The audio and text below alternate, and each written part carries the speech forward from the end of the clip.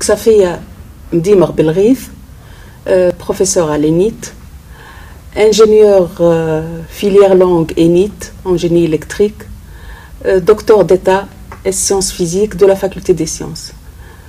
Bon, j'ai sauté la thèse de docteur ingénieur de l'université Paris 11, mais bon, on peut dire que je suis ingénieur ENIT, docteur ingénieur de l'université Paris 11, docteur S-Sciences de la faculté des sciences de Tunis. Et je suis professeur depuis 2003. La journée porte ouverte à l'ENIT, j'étais encore c'est-à-dire niveau bac, et on est venu pour visiter l'ENIT. Et j'étais impressionnée par en fait, l'ancien directeur et le fondateur de l'ENIT, impressionnée par son discours, impressionnée par l'école, les locaux, les laboratoires d'enseignement, impressionnée par les clubs qu'il y avait. Et donc ce jour-là, j'ai décidé d'intégrer l'ENIT. Et donc j'ai demandé à intégrer l'ENIT après le bac. Et la vérité, j'ai passé de très très bons moments à l'ENIT en tant qu'étudiante. Nettement meilleure qu'en tant qu'enseignante, la vérité. Donc les conditions de travail, les conditions pour les étudiants étaient très très bonnes. On a travaillé dans de très très bonnes conditions à l'ENIT. Voilà, donc pour l'ENIT, bon, les conditions ne sont pas les mêmes, mais elles restent quand même une école prestigieuse et où c'est une école attachante, on va dire, attachante. Même en discutant avec des enseignants étrangers que j'ai côtoyés et tout, c'est toujours cette impression-là. C'est une école attachante.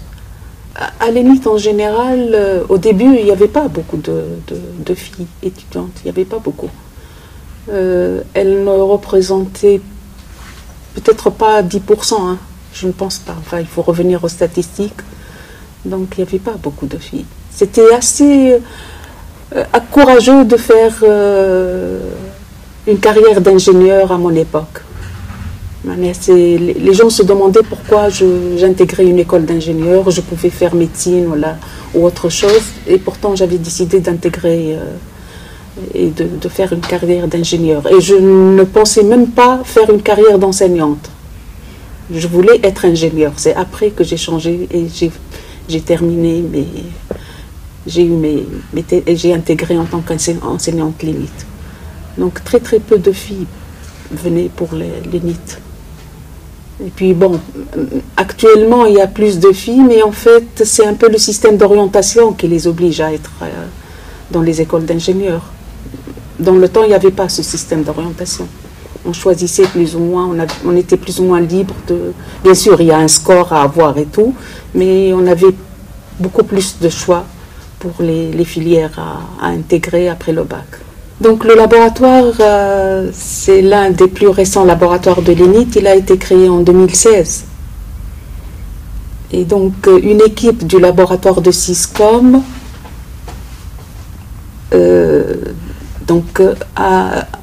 a créé ce laboratoire-là.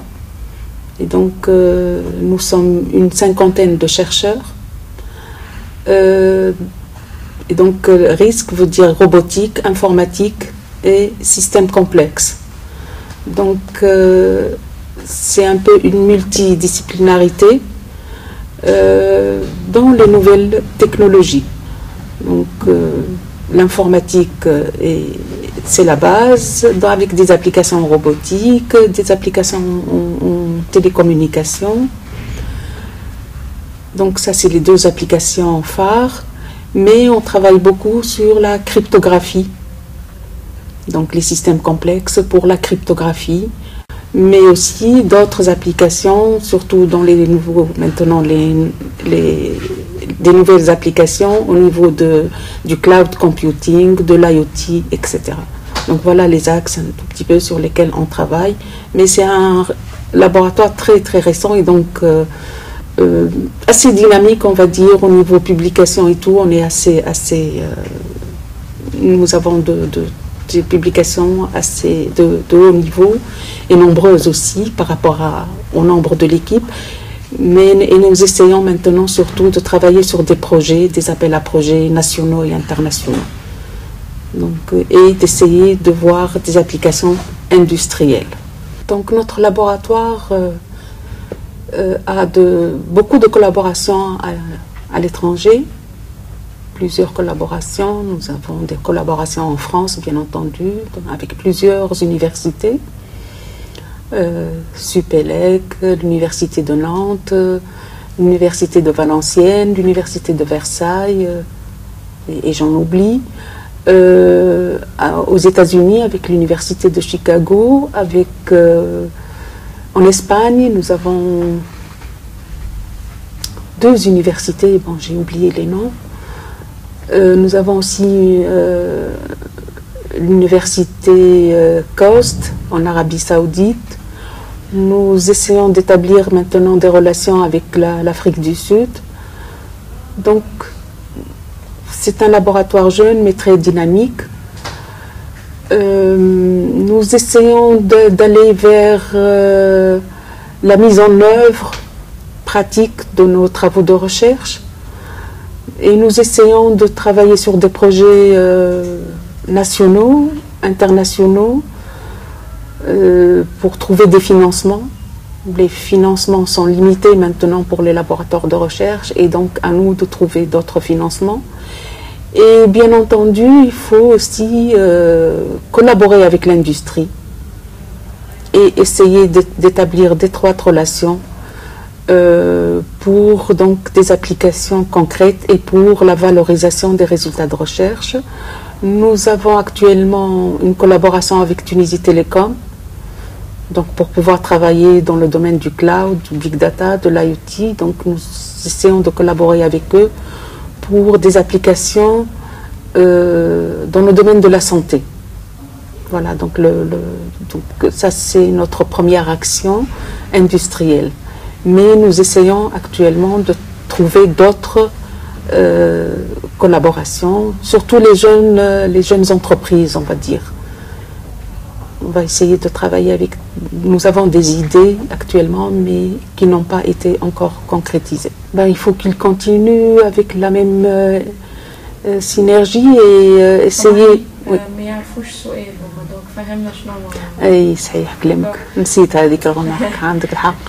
1 2 3 action. Bon, le laboratoire doit continuer dans la même, avec la même synergie et essayer de collaborer avec les industries tunisiennes et les universités à l'étranger aussi. Et essayer aussi de travailler au niveau national avec des consortiums de laboratoires. Essayer de regrouper avec des disciplines, avec plusieurs disciplines pour pouvoir donc aller plus loin dans des réalisations pratiques, surtout dans ces nouvelles technologies qui demandent donc la multidisciplinarité, le domaine de la physique, la chimie, les sciences et technologies de l'information, pour pouvoir donc réaliser des applications pour l'environnement, pour la santé et même pour d'autres domaines, l'agriculture, etc., etc. Donc on ne peut plus travailler dans un seul créneau. Il faut une multidisciplinarité pour pouvoir donc faire des applications pratiques utiles pour notre pays, pour notre industrie. L'ENIT en 3 mots, moi je vous ai déjà dit que c'est une école attachante. On s'y attache et on veut qu'elle reste l'une des meilleures écoles, sinon la meilleure. C'est une école prestigieuse